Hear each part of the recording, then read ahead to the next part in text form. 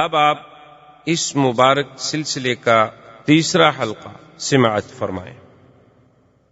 فوراً چونکہ حضور نے آگے کہنا تھا لا کسرا ولا قیصر بعدہ، تو یہ سارے انتظامات جو کیے جا رہے ہیں کہ کہیں کنگرے گر رہے ہیں اور روشنی آتی ہے تو روشنی سے سیدھا قصور شام کے محل دکھائے جاتے ہیں، کیونکہ میرے مدنی کی ابتدا مکہ سے تھی، مہجر مدینہ تھا اور انتہا شام تھی، کیونکہ حضور صلی اللہ علیہ وسلم کو معراج کہاں سے ہوا، حضور صلی اللہ علیہ وسلم کا اسراء کہاں سے ہوا، مکہ سے شام بیت المقدس، اور یوم محشر کہاں قائم ہوگا، شام بیت المقدس، تو لہذا ابتدا تھی اور یہاں سے نور کے ساتھ آپ کا انتہا بھی دکھا دی گئی کہ مدنی کا مولد مکہ ہوگا اور مہجر جو ہے وہ طیبہ ہوگا اور منتہا جو ہے وہ شام ہوگا، بیت المقدس ہوگا۔ اچھا، اور خدا کی شان دیکھیں، عیسیٰ ابن مریم بھی تصدیق کے لیے کہاں اتریں گے، وہی شام۔ تو اب جناب بی بی آمنہ فرماتی ہیں کہ حضور صلی اللہ علیہ وسلم سرکار دو عالم، رحمت دو جہاں، سرکار مدینہ صلی اللہ علیہ وسلم جب پیدا ہوئے تو فرماتی ہیں یہ تمام دنیا کے بچوں سے ایک علیحدی وضع پہ پیدا ہوئے کہ باقاعدہ مورخین نے لکھا ہے کہ آپ جب پیدا ہوئے تو آپ کے دونوں ہاتھ زمین پہ تھے اور ایسے محسوس ہوتا تھا کہ سجدہ کر رہے ہیں آپ نے اللہ کو، اور اس کے بعد ایسے انگلی اٹھائی اور آسمانوں کی طرف دیکھا۔ یہ کوئی تصور بھی نہیں کر سکتا تھا کہ ایک پیدا ہونے والا بچہ یوں کرے۔ بعض علماء نے تو حضور کا کلام بھی نقل کیا ہے کہ جیسے مہد میں عیسیٰ علیہ السلام نے کلام کیا، اسی طریقے سے یعنی گود میں اس ماشتہ کے بیٹے نے کلام کیا، اصحاب اخدود کے واقعے میں باقاعدہ ایک بچے نے کلام کیا، موسیٰ علیہ السلام پہ جب تہمت لگی تو بچے نے کلام کیا، یوسف علیہ السلام پہ جب تہمت لگی تو بچے نے کلام کیا۔ تو بعض علماء نے نقل کیا ہے کہ حضور نے بھی کلام کیا، اور بعض نے اتنا لکھا ہے کہ پہلا کلام ہی یہ تھا اللہ اکبر کبیرہ والحمد للہ کثیرا وسبحان اللہ بکرۃ واصیلا۔ اور سیرت پاک کے اس پہلو پہ دیکھیں کہ حضور صلی اللہ علیہ وسلم بھی فرماتی ہیں کہ ولد مختونا ومسرورا، کہ حضور جب پیدا ہوئے تو ختنہ ہو چکا تھا، اور حضور جب پیدا ہوئے تو چہرے پہ مسکراہٹ ہے، مسرور ہیں، خوشی ہے۔ عبد المطلب کو خبر دی گئی کیونکہ حضور کی پیدائش سے 6 مہینے پہلے ہی آپ کے والد عبداللہ تو فوت ہو گئے۔ آپ خدا کی شان دیکھیں کہ والد یوں فوت ہو گئے، پھر بعد میں والدہ فوت ہو گئی، دادا فوت ہو گئے، چاچا فوت ہو گئے، اور حضور صلی اللہ علیہ وسلم کی وہ شان یتیمی جس کو قرآن نے خود ذکر کیا کہ الم یجدک یتیما، لیکن آگے بھی کہہ دیا فآوا، کہ میرا مدنی آپ کو ہم نے یتیم نہیں پایا، پھر ہم نے آپ کو خود تربیت دی، خود حفاظت کی، کیونکہ کوئی یہ تصور نہ کرے کہ یتیم بچے تو عام طور پہ بھٹک جاتے ہیں، ان کو تو کوئی سنبھالنے والا نہیں ہوتا، نہ باپ نہ ماں۔ جن کے ماں باپ ہیں وہ تو کنٹرول کرتے ہیں نا بچے کو، کیا پڑھ رہا ہے، کہاں جاتا ہے، کہاں سوتا ہے، کون دوست ہیں، لیکن جو یتیم ہے اس کا کون فکر کرے؟ اللہ نے فرمایا نہ میرے مدنی کو ایسا یتیم نہ سمجھنا، اس کا تو میں خود انتظام کرنے والا ہوں، اور میں والدین کو بھی اٹھا رہا ہوں تاکہ اگر کل کو کوئی بچہ قابل ہو تو لوگ کہتے ہیں نا جی اجی ایسے بہرحال کیوں ایسے قابل نہ ہوتا، دیکھو کس باپ کا بیٹا ہے، تو لوگ اس کی قابلیت کو باپ کی طرف نسبت کرتے ہیں، شاگرد کی لیاقت کو کہتے ہیں جی ٹھیک ہے ماشاءاللہ یہ ڈاکٹر صاحب بڑے لائق ہیں، لیکن انہوں نے کس استاد سے پڑھا ہے، استاد بھی تو دیکھو نا۔ اللہ نے فرمایا میرا مدنی نہ میں آپ کا باپ رکھوں گا، نہ دادا، نہ استاذ، نہ مدرسہ، تاکہ تیرے کمالات کی نسبت صرف تیرے رب کے ساتھ ہو اور کسی کے ساتھ، اور کسی سے نسبت کی ہی نہ جا سکے، کوئی یہ نہ کہے کہ جی باپ کی تربیت نے ان کو بنا دیا۔ اس لیے حضور فرماتے تھے کہ ادبنی ربی فاحسن تادیبی، کہ مجھے ادب جو سکھایا میرے رب نے سکھایا، میری تربیت میرے رب نے کی ہے، تو وہ کیسا ادب تھا کہ آپ حیران ہوں گے کہ پیدا ہونے کے بعد بھی جنہوں نے بائیں پستان سے کبھی دودھ پینا گوارا نہیں کیا، کہ میں نبی ہوں، میرا کام دائیں سے پینا ہے، دائیں ہاتھ سے پینا ہے، دائیں چیز کو پسند کرنا ہے، میں یہ سار کو کیوں پسند کروں؟ اندازہ کریں سرکار دو عالم صلی اللہ علیہ وسلم کی تربیت کا۔ اچھا، عبد المطلب کو اطلاع ملی کہ آپ کے گھر میں بیٹا ہوا، عبد المطلب اس وقت کعبۃ اللہ میں بیٹھے تھے. جب ان کو اطلاع ملی کہ آپ کے گھر میں عبداللہ کے گھر میں بیٹا پیدا ہوا ہے اور ولد مختونا و مسرورا، اور یہ پہلا خوش نصیب بیٹا ہے کہ جو مختون ہے، ختنہ بھی ہو چکا ہے، اور جو سرہ ہے وہ بھی خود بخود کٹی ہوئی ہے، اس کو بھی کاٹنے کی ضرورت نہیں پڑی. حیران ہو کے ان کا اچھا، تو جلدی جلدی دوڑے آئے اور اپنے بٹے کو اٹھایا. اور پتہ ہے، اور بی بی بھی کہتی ہے اللہ اکبر. اب حالانکہ دیکھیں کہ اس وقت نہ توحید ہے نہ دین ہے، لیکن بی بی آمنہ کہتی ہے کہ حضور کے پیدا ہونے کے بعد جو پہلا لفظ میں نے کہا نا حضور کے لیے، جو پہلا کلمہ میرے منہ سے نکلا، اور وہ کیوں نکلا، وہ فرماتی ہیں کہ میں ابھی حضور میرے پیٹ مبارک میں تھے کہ میں یہ سن چکی تھی آواز کہ جب بچہ پیدا ہو یوں کہنا اعیذک باللہ الواحد من کل حاسد، کہ میں تمہیں اس اللہ واحد کی پناہ میں دیتی ہوں ہر حسد کرنے والے سے. یعنی پہلا کلمہ جو ہے وہ بھی اللہ سے پناہ پکڑے، اور حضور صلی اللہ علیہ وسلم کو اللہ کی حفاظت میں دے رہی. عبد المطلب نے جو اٹھایا حضور صلی اللہ علیہ وسلم کو اپنے ہاتھوں پہ، تو فوراً کعبۃ اللہ کے اندر لے گئے. عبد المطلب لے کے آئے اور سب سے پہلے کعبے کے اندر لے گئے، اور کعبے کے اندر جا کے اللہ تبارک و تعالیٰ سے دعا کی کہ مولا میرا بیٹا عبداللہ تو فوت ہو گیا ہے، لیکن اتنے جو تو نے شان والا بچہ مجھے عطا فرمایا ہے تو اس کی حفاظت فرما، اس سے دنیا کے ہر شر سے، دنیا کے ہر حسد سے، دنیا کے ہر عناد سے محفوظ فرما، اور اس کو عظمتیں عطا فرما. کعبۃ اللہ کے اندر دعا کر کے واپس آئے، اور آ کے بی بی آمنہ سے کہا کہ خیال رکھنا، اس کا چہرہ مجھے بتا رہا ہے کہ ان ابنی ھذا لشان، اس میرے بیٹے میں کوئی بات ضرور ہونی ہے، یہ ہے کوئی شان والا بچہ. اور اسمیہ محمدا، میں آپ کا نام محمد تجویز کرتا ہوں. اور سرزمین عرب میں یہ رواج تھا کہ جب بچہ پیدا ہوتا تھا تو وہ خود دودھ نہیں پلاتی تھی مائیں، دودھ پلانے کے لیے انہیں دیہاتوں میں بھیجا جاتا تھا، دور بھیجا جاتا تھا شہروں سے، اور انہیں دور رکھا جاتا تھا. اس کی وجہ مورخین نے لکھی ہے کہ اصل ایک وجہ تو یہ تھی کہ شہر کی فضا اور جو اور خوراک اتنی صاف نہیں ہوتی جتنی دیہات کی صاف ہوتی. دیہات کی فضا بھی قدرتی بات ہے صاف ہوتی ہے، اور ہوا بھی اور غذا بھی. اب بھی دیکھ لیں آپ، شہر میں آپ کو وہ نعمت میسر نہیں آ سکتی، جب آپ اپنے علاقوں میں، اپنے وطن میں، دیہات میں جاتے ہوں گے تو عجیب سی بات ہوتی. یعنی آپ، مجھے ایک دفعہ میں سفر کر رہا تھا تو ہمارا علاقے کے ساتھ ہی، جسے آپ کہتے ہیں نا سہارا، یا آپ کے ہندوستان میں بھی راجستھان کا جیسے علاقہ ہے، وہ بھی اسی طرح ہمارے ساتھ بھی پاکستان میں راجستھان کے سہارا کا علاقہ ہے، اور وہ ہمارے ڈسٹرکٹ سے قریب ہے. تو وہاں کچھ دوستوں نے، انہوں نے کہا کہ حضرت آپ آتے ہیں اور جلسہ، سفر، تقریر، درس، صبح درس، مغرب کو درس، عشاء کو درس، رات کو جلسہ، پھر سفر، تو کم از کم آپ ایک دن 2 دن دیں تاکہ ہم آپ کو یہاں کو ہرن ورن کا شکار کھلائیں، یہ کریں وہ. خیر میں نے کہا اب 2 دن والی بات تو ہو نہیں سکتی، ایسا کریں گے چلو کبھی آپ کے ساتھ شکار کیا ہم نے کھیلنے ہیں، تو رات کو آ جائیں گے. تو وہاں جب میں گیا تو میں کہنے کا مقصد یہ تھا کہ مجھے اتنی جناب گلے میں تکلیف، نزلہ، زکام، تھکان، اتنی بدن ٹوٹ رہا ہے.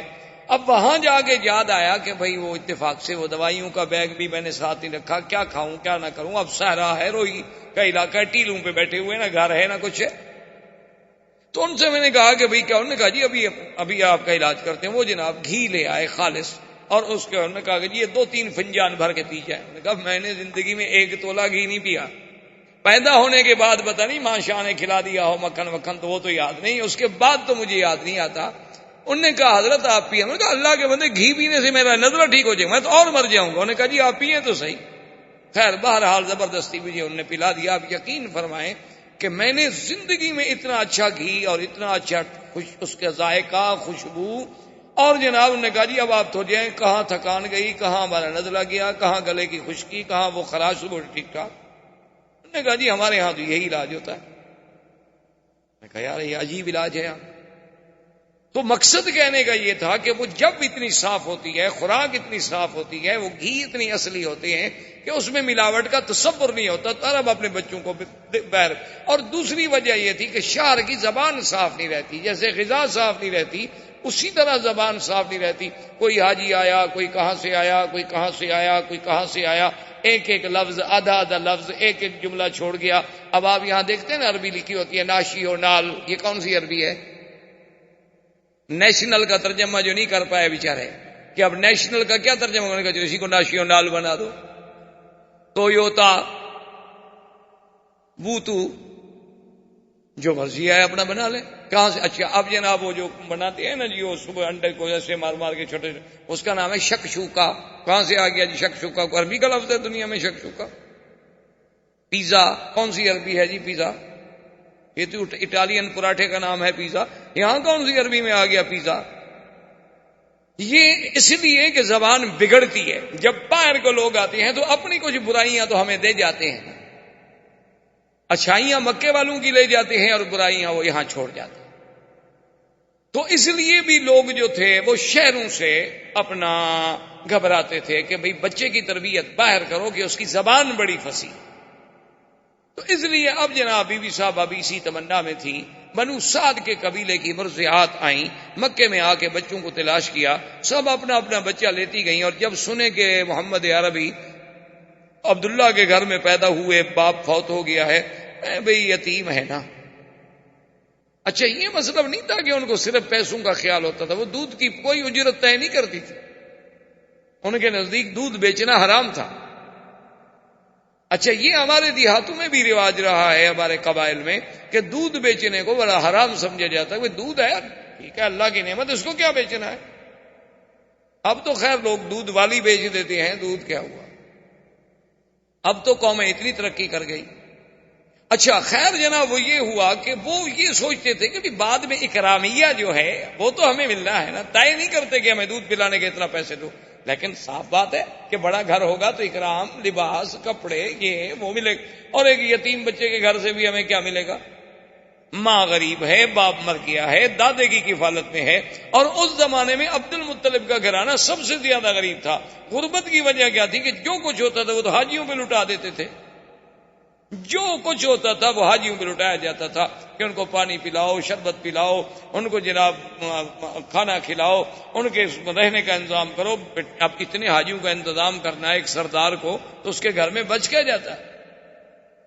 تو بہرحال جب وہ مایوس ہو گئیں تو بیٹھے بیٹھے حلیمہ نے، جو حضور صلی اللہ علیہ وسلم کی مرضعہ ہیں، دایا ہیں، اپنے شوہر سے کہا، ان کے شوہر کا نام حارث، اپنے شوہر سے کہا کہ مجھے کوئی بچہ نہیں ملا، اور میں یہ بھی نہیں چاہتی کہ سب لوگ تو بچے لے جائیں اور میں بغیر بچے کے جاؤں. تو اب ایسا کیوں نہ کریں کہ ہم اس یتیم بچے کو لے لیں. اس نے کہا کہ ٹھیک اچھی بات ہے، جب اور کوئی نہیں ملا تو چلو خالی رہنے سے تو بہتر ہے کہ کوئی بچہ تو ہم لے جائیں. بی بی حلیمہ آئی، آگے دیکھا تو عبد المطلب بیٹھے ہیں. انہوں نے پوچھا کون ہو؟ نے کہا میں مرضعہ ہوں، میں سنا ہے کہ بچہ ہے، یتیم ہے اور وہ میں لینا چاہتی ہوں. انہوں نے کہا دیکھ لو کہ وہ یتیم ہے، ان کے والد فوت ہو گئے، اور تمہیں پتا ہے کہ ہم سرداری کی وجہ سے اور خدمت حجاج کی وجہ سے اتنے تنگ دست ہیں، شاید تمہاری خدمت نہ کر سکیں، لیکن ایک بات میں تمہیں بتاؤں، ایسا بچہ تمہیں کبھی نہیں ملے گا. اور اس کے بعد انہوں نے پوچھا ما اسمک، تیرا نام کیا ہے؟ تو بی بی کہتی ہے میں نے کہا حلیمہ. نے کہا قبیلتک، تمہارا قبیلہ کون سا ہے؟ نے کہا بنو سعد. تو فرحن شدیدہ، حضرت عبد المطلب بڑے خوش ہو گئے، کہنے لگے اسمک حلیمتی حلیمہ و قبیلتک سعد و ابنی محمدہ، تمہارا نام حلیمہ حلم سے ہے اور قبیلہ سعد سعادت سے ہے، لیکن میرا بیٹا بھی تو پھر محمد ہے صلی اللہ علیہ وسلم. اور بی بی حلیمہ کہتی ہیں کہ میں اندر گئی تو حضور صلی اللہ علیہ وسلم ایک سبز ریشمی کپڑا تھا جو اماں نے نیچے بچھایا ہوا تھا، اور اس پہ حضور ایسے سیدھے لیٹے ہوئے تھے، اور فرماتی ہے کہ اتنا جمال تھا، اتنا حسن تھا، اور اتنی چہرے پہ تبسم تھا کہ میں تو ڈر گئی کہ میں ان کو اٹھا کے نیند سے بیدار کر کے ایسے اس منظر کو کہیں ضائع نہ کر بیٹھوں. میں اب ڈر کے مارے ہاتھ نہ لگاؤں کہ چلو سونے دو میرے پاک نبی صلی اللہ علیہ وسلم، کہ اتنی پیار سے لیٹے ہوئے ہیں. کہ نظریں آسماں کی طرف ہیں، چہرے پہ تبسم ہے، اور رنگ ایسا میں نے نہیں دیکھا، جمال ایسا میں نے نہیں دیکھا۔ تو میں نے بی بی آمنہ سے پوچھا کہ آپ کا یہ بیٹا، اس نے کہا تمہیں پتا ہے کہ ولد مختونن، یہ تو پیدا ہی مختون ہوا ہے، یہ تو پیدا ہی مسرور ہوا ہے۔ ان ابنی ھذا لشان، میرے اس بیٹے کو اللہ نے کوئی مقام دینا ہے۔ حلیمہ اگر بچہ لینا ہے تو ذرا خیال سے لے جانا۔ اور حلیمہ بی بی کی سواری کیا تھی؟ یہ گدھا۔ بعض روایات میں اونٹنی کا ذکر ہے، لیکن بعض روایات میں گدھا کا ذکر۔ اچھا، اب جناب عجیب شان دیکھیں کہ جب وہ آئے، سواری چونکہ ایک تھی، آگے اس کا شوہر بیٹھا، اصولی سی بات تھی کہ خامن جو ہیں وہ آگے بیٹھتے ہیں اور عورتیں پیچھے بیٹھتی ہیں۔ آج کل تو نہیں، یعنی اس زمانے کی میں بات کر رہا ہوں، یہ حضور صلی اللہ علیہ وسلم کے اس دور ولادت کی بات ہے۔ تو بہرحال وہ حارث جو تھا وہ سواری پہ آگے بیٹھا، اور اس کے بعد ان کی بیوی پیچھے۔ اب بیوی پیچھے بیٹھے گی تو حضور کو تو آخر وہ گود میں لے گی نہیں۔ اچھا، جب گود میں لے کے بیٹھی، سواری نہیں چلتی، وہ سواری کھڑی نہ ہو۔ اب بیوی کہتی ہے میں حیران ہو گئی، پہلے ہماری سواری کمزور تھی، اب اور یہ ہو گیا کہ بھئی اتنا بچے کا بوجھ تو نہیں ہو سکتا کہ اس کی وجہ سے یہ نہ چلے۔ تو کہتی ہیں کہ میں نے کہا اپنے شوہر سے کہ ایسا کرو کہ سواری ایک تو کمزور ہے، دوسرا شہر میں آنے کے بعد بھی سواری جو ہے جانور پر اثرات ہوتے ہیں، ابھی تم اس کو آگے پکڑ کے چلاؤ، جب باہر نکل جائیں گے پھر تم بیٹھ جانا۔ تو جب میرا خاوند اترا، اس نے آگے پکڑا تو چل پڑی، اور جب ہم شہر سے نکل گئے ہم نے پھر سواری کو بٹھا دیا، پھر اسی طرح بیٹھے، پھر وہ رک گئی۔ میں نے کہا کیا بات ہے؟ تو حارث کہنے لگا کہ آمنہ معلوم ہوتا ہے کہ یہ بچہ کوئی ایسے شان والا ہے کہ اس کو اس کا مالک پیچھے نہیں بیٹھنے دیتا، اس کو آگے ہی بٹھانا ہوگا، تو لہذا اس کو میں آگے لے لیتا ہوں، تم پیچھے بیٹھی رہو۔ تو میں نے اپنی گود میں لے لیا۔ تو کہتے ہیں میری سواری جو چلی نا تو ساری بنو سعد کی سواریاں پیچھے رہ گئیں، اور وہ ہمیں پکار رہی ہیں کہ حلیمہ تمہاری سواری کو کیا ہوا؟ میں نے کہا سواری تو وہی ہے، پر سوار بدل گیا۔ سواری تو میری وہی ہے جو آتے ہوئے چل نہیں سکتی تھی، آتے ہوئے کھڑی نہیں ہو سکتی تھی۔ اور پھر بی بی حلیمہ کہتی ہے کہ ہمارے علاقے میں غربت کا یہ عالم تھا، پورا علاقہ برباد تھا، اور میری کہتی ہے کمزوری کا یہ عالم تھا کہ میرا ایک بیٹا تھا، اس کو میں دودھ نہیں پلا سکتی تھی، دودھ والا بیٹا تھا، یعنی رضاعت کے دور میں تھا، لیکن اتنا میرا کم دودھ ہوتا تھا کہ سارا دن میرا بیٹا روتا رہتا تھا۔ بی بی حلیمہ کے بیٹے کا نام عبداللہ تھا، جو حضور کا رضائی بھائی تھا۔ اب دیکھیں، باپ کا نام بھی عبداللہ اور رضائی بھائی کا نام بھی عبداللہ، ماں کا نام آمنہ اور مرضیہ کا نام حلیمہ، یعنی آمنہ امن سے، حلیمہ حلم سے، قبیلہ سعد سے، اور رضاعت والا بھائی بھی عبداللہ۔ یہ سارے اتفاق ہے۔ یہ تو معلوم ہوتا ہے کہ اس خالق کے کائنات نے نظام بنایا کہ جس جس چیز پہ آپ نظر ڈالیں، یعنی عجیب حیرت ہوگی۔ اچھا دیکھیں نا، اگر آپ لفظ دیکھیں اللہ تو کس دوسرے لفظ پہ شد ہے، پہلے لفظ پہ تو شد نہیں ہے نا۔ اور حضور کے نام پہ بھی دیکھیں محمد، وہاں بھی شد دوسرے نام پہ آتی ہے، پہلے نام پہ نہیں آئی، آخر پہ بھی نہیں آئی۔ یعنی یہ سارے اتفاقات ہیں۔ یہ بخت و اتفاق ہے کہ ہاں جی اتفاق ہے، ایسا ہو گیا ہوگا، یہ کیا بات ہے؟ یہ سارے زمین و آسمان کی سٹیجیں جو سجائی جا رہی ہیں، یہ سارے اتفاق نہیں، بلکہ معلوم یہ ہوتا ہے کہ یہ کارخانہ ہستی اللہ تبارک و تعالی نے شاید اسی آنے والی ذات کے لیے پیدا کیا کہ اب جناب بھائی کا نام کیا ہے؟ عبداللہ، اور آپ کی دو بہنیں بھی ہیں رضائی، ایک کا نام تھا شیمہ اور ایک کا نام تھا انیسا یا انیسا۔ تو بی بی حلیمہ کہتی ہے کہ میرا اتنا دودھ بھی نہیں ہوتا تھا کہ میرا بچہ پی لے، وہ بیچارہ روتا رہتا تھا، نیند نہیں آتی تھی بھوک کے مارے، کہ اور تو کوئی رضا کوئی نہیں تھی۔ لیکن کہتی ہے جب میں حضور کو لے کے آئی تو کہتی ہے پہلا دن تھا کہ میرے سینے کے دونوں حصے جو ہے دودھ سے بھر گئے، اور حضور پاک نے بھی پیٹ بھر کے دودھ پیا اور میرے بیٹے نے بھی پیٹ بھر کے دودھ پیا، اور دونوں آرام کرتے رہے کہ اللہ نے میرے بدن میں بھی انقلاب، میرے گھر میں بھی انقلاب، اور میری بکریاں شام کو چرنے گئی، واپس آئیں تو ان کے نت بھرے ہوئے ہیں دودھ سے۔ ایک ہماری بالکل مریل قسم کی اونٹنی تھی جو اٹھ کے نہیں کھڑی ہو سکتی تھی، تو میرا شوہر دوڑا ہوا آیا، اس نے کہا حلیمہ دیکھا وہ اونٹنی کھڑی ہے اور دودھ اترا ہوا ہے، برتن لاؤ میں دودھ لے کے آؤں، چونکہ اونٹنی کا دودھ عرب کو بڑا محبوب تھا۔ تو اللہ تبارک و تعالی نے حضور پاک صلی اللہ علیہ وسلم کی بی بی حلیمہ کے گھر جانے سے وہ ظاہری برکتیں، وہ باطنی برکتیں، وہ معنوی برکتیں، وہ حصی برکتیں، وہ وجودی برکتیں ایسے اظہار ہوئے کہ دنیا دنگ رہ گئی۔ اور پھر بی بی کہتی ہے کہ حضور کے اپنے بدن میں جو بڑھنے کا انداز تھا، یعنی عجیب حیرت کی بات تھی کہ جو بچہ 1 مہینے میں بڑھتا ہے اتنا حضور 1 دن میں بڑھ جاتے تھے۔ یعنی بی بی صاحبہ فرماتی ہیں جب حضور کی عمر 2 سال کی ہوئی ہے تو آپ 6 سال کے نظر آتے تھے، اور حضور صلی اللہ علیہ وسلم نے 4 مہینے کی عمر میں بولنا شروع فرما دیا، اور اتنے فصیح لفظ کہ اب دیکھیں نا، حضرت ابو بکر صدیق خود قریشی ہے، خود اہل مکہ ہیں۔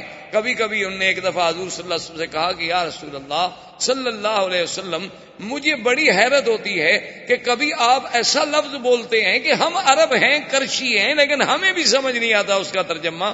تو حضور نے فرمایا کہ ابو بکر ایسا کیوں نہ ہو، ایسا کیوں نہ ہو، ولدت فی قریش وربیت فی بنو سعد، اللہ نے مجھے قریش میں پیدا کیا اور بنو سعد جیسے قبیلے میں نے وہاں تربیت پائی، میں نے وہاں دودھ کا زمانہ گزارا۔ اگر میری زبان فصیح نہیں ہوگی تو پھر کس کی زبان فصیح؟ تو اللہ تبارک و تعالی آپ کو بھی اور مجھے بھی حضور کی سیرت پر عمل کرنے کی توفیق عطا فرمائے۔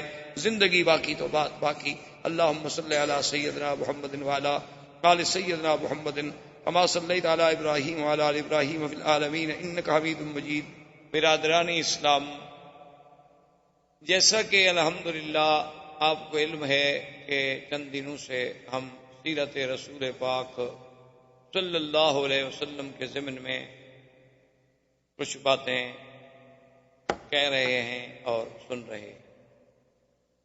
سب سے پہلے درس اول میں جزیرہ عرب کے حالات پہ بحث کی گئی کہ حضور صلی اللہ علیہ وسلم سے قبل جزیرہ عرب کا کیا حال ہے۔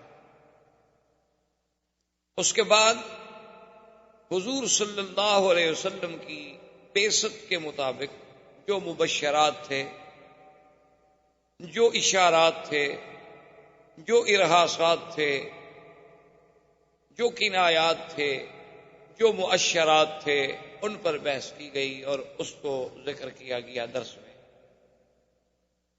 اور پھر تیسرے درس میں حضور صلی اللہ علیہ وسلم کی ولادت باسعادت، حضور صلی اللہ علیہ وسلم کا ولادت کے وقت کے حالات، حضور صلی اللہ علیہ وسلم کے ولادت کے وقت کے معجزات، اور حضور صلی اللہ علیہ وسلم کے لیے اسم محمد کا تجویز ہونا، یہ ذکر کیا گیا۔ اور پھر حضور کی رضاعت، حضور صلی اللہ علیہ وسلم کا بی بی حلیمہ سعدیہ کے پاس تشریف لے جانا، جیسے عرب کی یہ عادت تھی کہ بچوں کو ولادت کے بعد دیہات میں، جنگلوں میں، دور افتادہ آبادیوں میں بھیجا کرتے تھے تاکہ خالص غذا ملے، خالص لغت ملے، ان کی لغت بھی فصیح ہو، ان کی صحت بھی بہتر ہو، اور شہر کی آلودگیوں سے بچ جائیں، اور ان کی زبانوں میں بھی کسی قسم کا خلل نہ آئے۔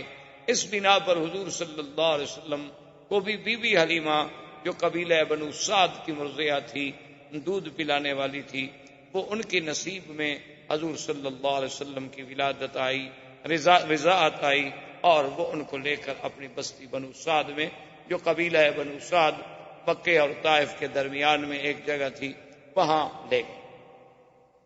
اسی ضمن میں ہم نے یہ بھی ذکر کیا تھا کہ حضور صلی اللہ علیہ وسلم کے رضائی بھائی بھی تھے عبداللہ، اور آپ کی ایک رضائی بہن بھی تھی جن کا نام شیمہ۔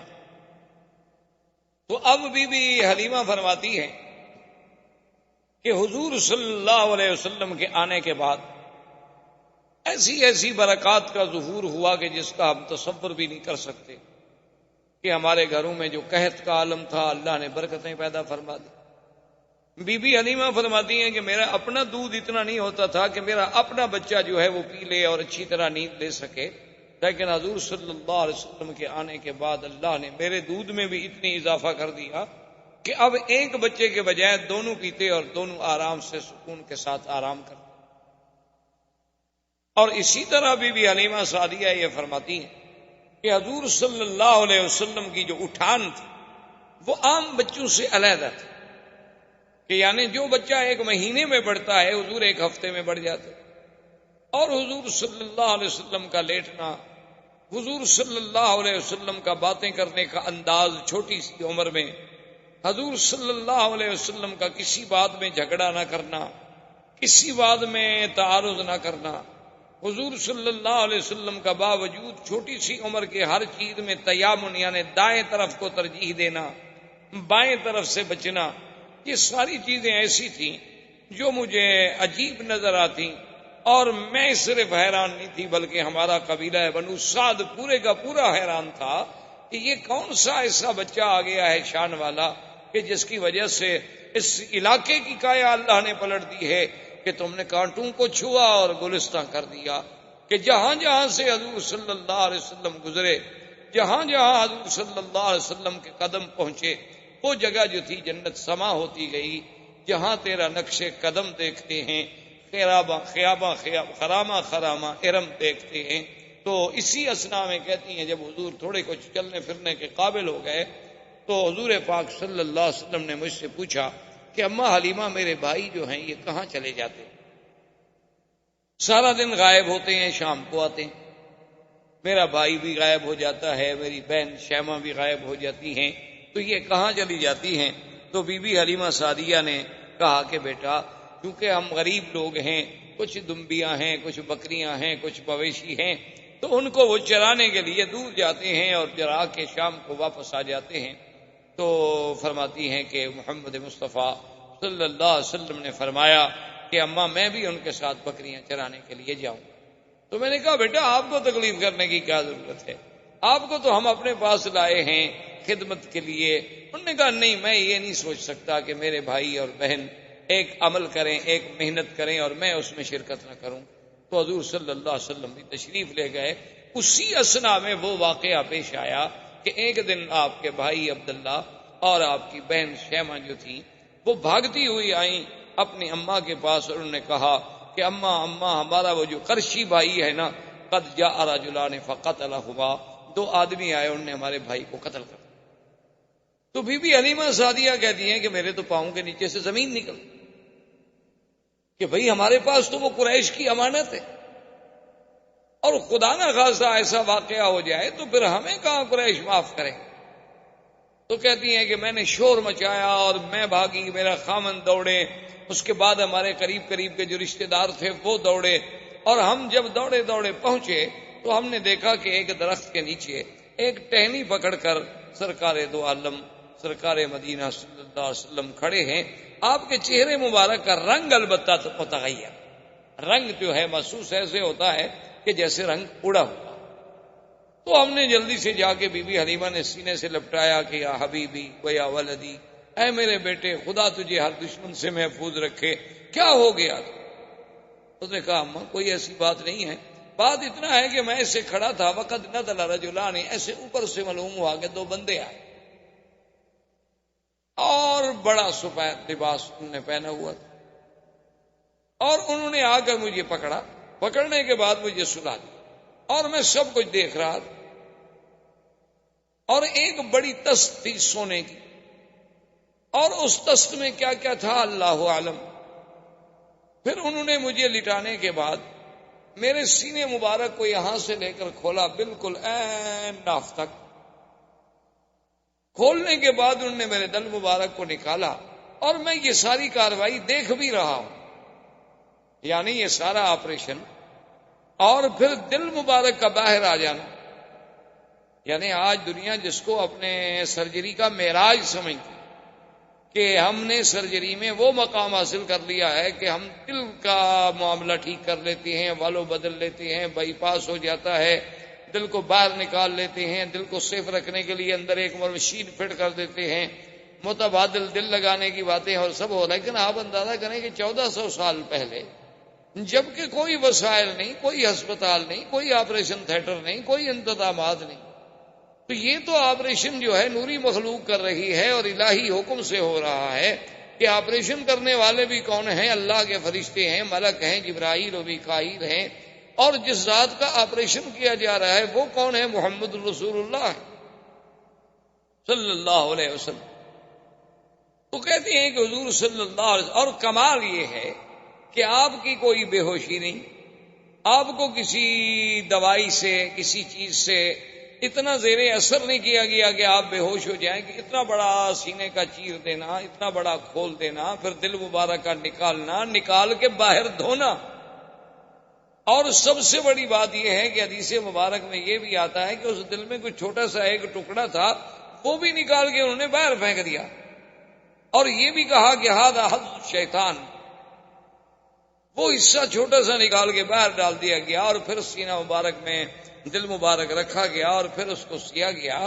تو بی بی حلیمہ یہ باتیں سن رہی ہیں، اور ان کے لیے تو یہ سمجھ سے بالا تر بات ہے نا کہ کسی بچے کو اس طرح، اور ایسا دنیا میں کون سا آپریشن ہے کہ جو لمحوں میں ہو جائے اور لمحوں میں ٹھیک ہو جائے، لیکن کہتے ہیں کہ آثار جو تھے سلائی کے، نشان جو تھے وہ باقی تھے۔ اچھا اللہ چاہتے تو یہ نشان بھی مٹ جاتے، جو خداوند قدوس اتنی بڑا آپریشن اپنے پاک نبی کا کرا سکتے ہیں ملائکہ کو بھیج کر، نشان بھی مٹ جاتے، لیکن نشان مٹ جاتے تو منکرین کو انکار کا ایک بہانہ مل جاتا کہ کافروں کو تو آپ چھوڑیے، بڑے بڑے مسلمانوں نے بھی شک کے صدر کا انکار کیا ہے۔ انہوں نے کہا کہ یہ جو کہتے ہیں کہ سینہ مبارک شک ہوا، یہ روایات ایسی نہیں ہے کہ ہم جس پر ایمان لے آئیں، کیونکہ حدیث مبارک تو لکھی ہی حضور کے 250 سال بعد گئی ہے۔ یہ شک کے صدر ہونا، سینے کا چیرا جانا، دل مبارک کا باہر نکال لینا، پھر دل کو دھونا، دھونے کے بعد دل کو اندر رکھ دینا، اور بغیر اسباب ظاہریہ کے، اتنی بڑی بات جو ہے۔ انہوں نے کہا اصل میں مولویوں کو دھوکہ لگا ہے کہ انہوں نے شک کے صدر کو حقیقت پہ محمول کر دیا، حالانکہ معنی یہ تھا کہ اللہ نے اپنے نبی کا دل مبارک جو ہے کھول دیا، یعنی اس کو باتیں سمجھنے کے لیے، علوم غیبیہ کی باتوں کو پہچاننے کے لیے، علوم قرآن کی حقیقت و گہرائیوں میں ڈوبنے کے لیے اللہ نے سینہ کھول دیا۔ وہ کہتے ہیں جیسے محاورے میں آپ کہتے ہیں جی ماشاء اللہ فلاں عالم کی جب تقریر سنی نا، اللہ نے بھائی ان کا تو واقعی سینہ کھول دیا، ایسے بہ رہے تھے جیسے کہ دریا بہ رہا ہو، حالانکہ نہ دریا بہ رہا ہوتا ہے اور نہ سینہ کھلا ہوتا ہے۔ انہوں نے کہا یہ محاورہ۔ تو بعض مسلمان اپنے آپ کو مسلمان کہلانے والوں نے بھی شک کے صدر کا انکار کر دیا۔ انہوں نے کہا کوئی شک کے صدر نہیں، بلکہ یہ شرح صدر ہے، شک کے صدر نہیں۔ لیکن بات یاد رکھیں کہ شک کے صدر کی روایات بخاری و مسلم کی روایات ہیں، سیاح کی روایات ہیں، اور وہ اتنی تواتر کو پہنچی ہوئی روایات ہیں کہ جن کا ہم انکار نہیں کر سکتے۔ اور پھر صحابہ کا صرف یہ نہیں ہے کہ بھی روایات کا ذکر ہو، بلکہ صحابہ کا حضور کے آثار نشانات کو بھی دیکھ کے گواہی دینا کہ ٹانکے کے نشان ہم نے اپنی آنکھوں سے دیکھے۔ حضور کے خادم جو ہیں حضرت انس بن مالک رضی اللہ تعالیٰ عنہ، وہ فرماتے ہیں کہ حضور صلی اللہ علیہ وسلم کے سینے مبارک پر جو اثرات تھے اس سلائی کے، وہ میں نے دیکھے ہیں اپنی آنکھوں۔ اور پھر جہاں شرح صدر ہے وہاں قرآن نے تو خود کہا ہے شرح صدر، الم نشرح لک صدرک ووضعنا عنك وزرك الذي انقض ظهرك، اور اسی طرح قرآن کہتا ہے فمن يرد الله ان يهديه يشرح صدره للاسلام فهو على نور من ربه، اور اسی طرح قرآن نے موسیٰ علیہ السلام کی دعا نقل کی، رب اشرح لي صدري ويسر لي امري وَاحْلُلْ عُقْدَةً مِّن لِّسَانِي يَفْقَهُوا قَوْلِي۔ اور حضور کی دعا تھی اللہم متعنا بِأَسْمَائِنَا وَأَبْصَارِنَا وَاشْرَحْ صُدُورَنَا۔ تو شرح صدر تو قرآن نے خود ذکر فرمایا۔ تو اگر شرح صدر سے علماء کو دھوکہ لگتا تو اس شرح صدر والی آیت میں وہ لکھ دیتے کہ یہ شک صدر ہے، یا شک صدر والی آیت کے نیچے اور حدیث کے نیچے لکھ دیتے کہ یہ شرح صدر ہے۔ یہ بات نہیں، حضور کا ایک دفعہ شک صدر نہیں بلکہ 2 دفعہ حضور کا شک صدر ہے۔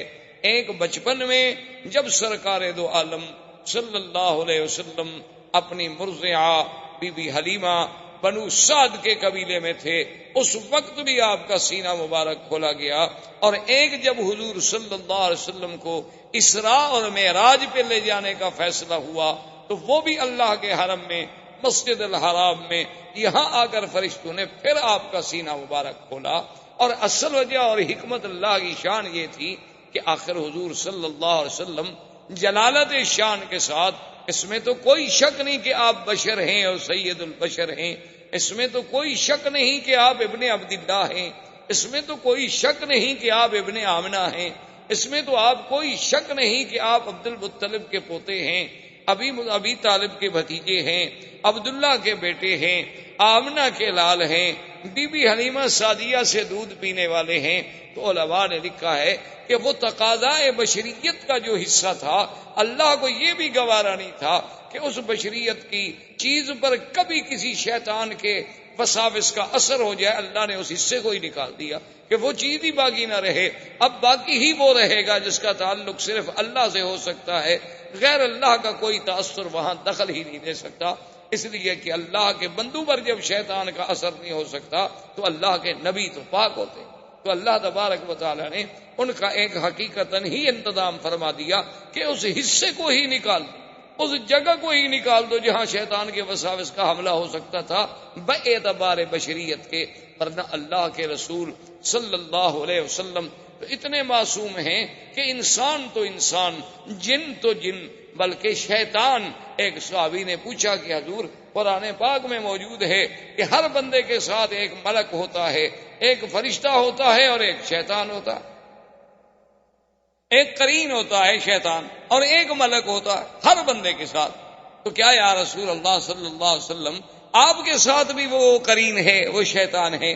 آپ نے فرمایا کہ ہے ولکنہ اسلم، ہے تو صحیح لیکن وہ بھی مسلمان ہو گیا، تو لہذا اب وہ بھی میرے خلاف تو کوئی غلط بات تو مجھے نہیں بتا سکتا۔